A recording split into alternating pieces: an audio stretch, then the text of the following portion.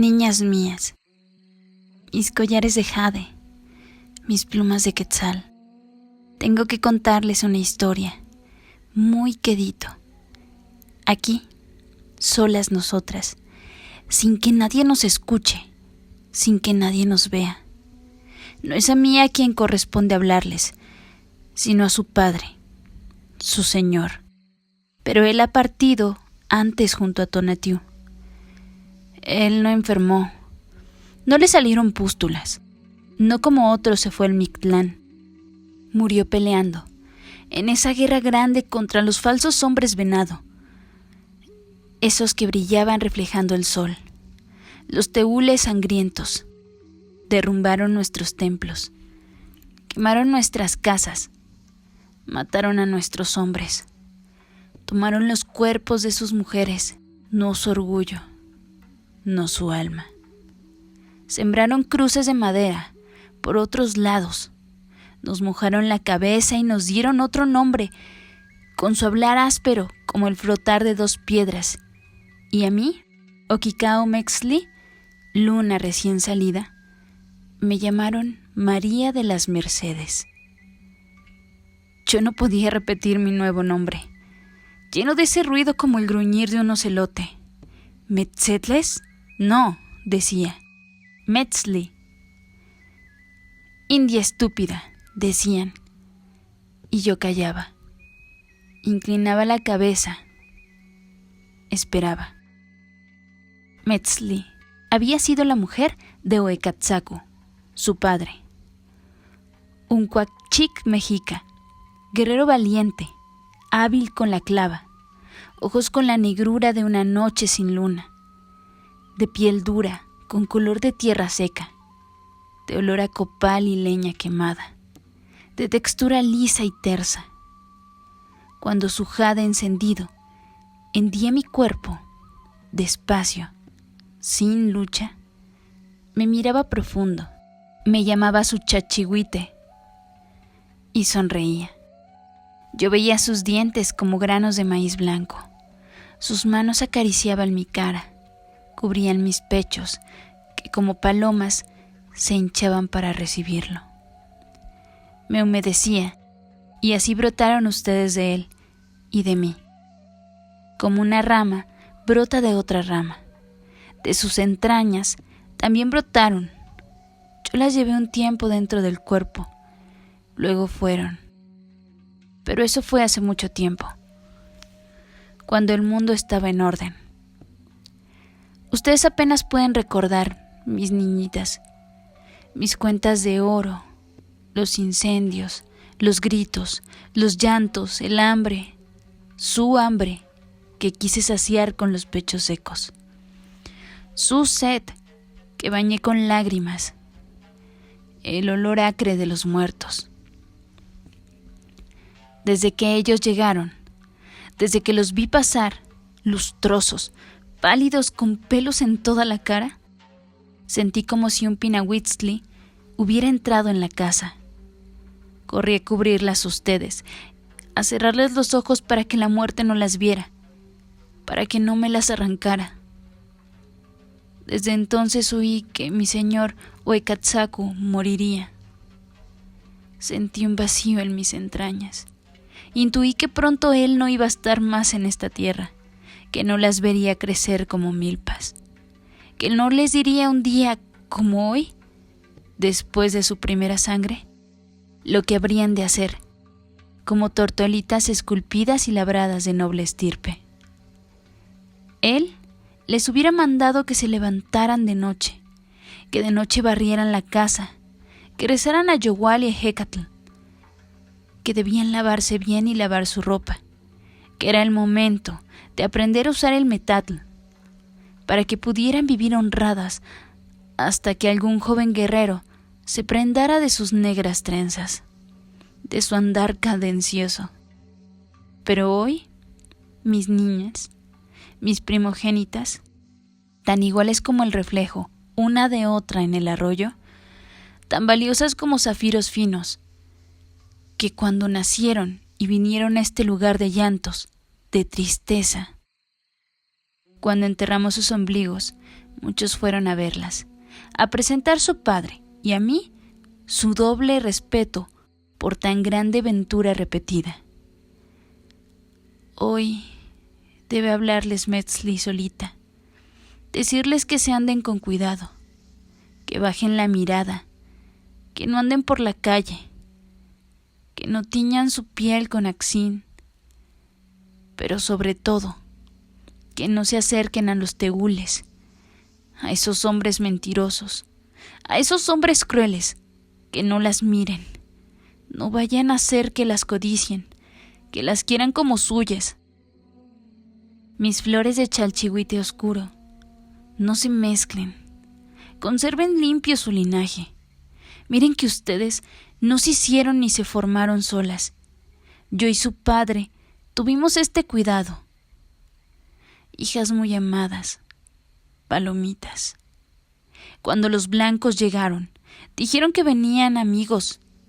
El señor Xocoyotzin los recibió con honores. Creyó que eran dioses, que venían en nombre de Topitzin Quetzalcóatl. Pero en breve pagó su equivocación. En breve lo traicionaron. Cuando la guerra terminó, se repartieron las tierras y las mujeres. Yo ya no era Metzli, sino Mercedes. Mi casa ya no era mía. Mi cuerpo y mi vida eran propiedad del teniente Juan Velázquez. No hubo canto, ni quemaron copal, ni ataron su tilma a mi huipil.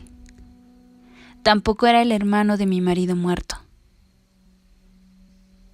Me quería de esclava, y yo era señora.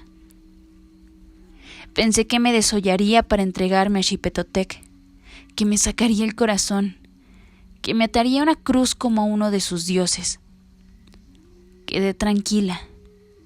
Rápido acabaría el sufrimiento. Pronto me di cuenta de que otra cosa quería. Se acercó. Quiso chuparme los labios. Respiré su aliento auhtli agrio. Quité la cara. Me resistí. Desgarró mi huipil. Me lanzó contra el petatl. Mordió mis senos. Lamió mis pezones. Tendió sobre mí su cuerpo peludo, como de conejo. Con sus manos de uñas negras me separó las piernas. Lo vi erecto como babosa. Entró en seco. Como cuchillo de pedernal, desgarró.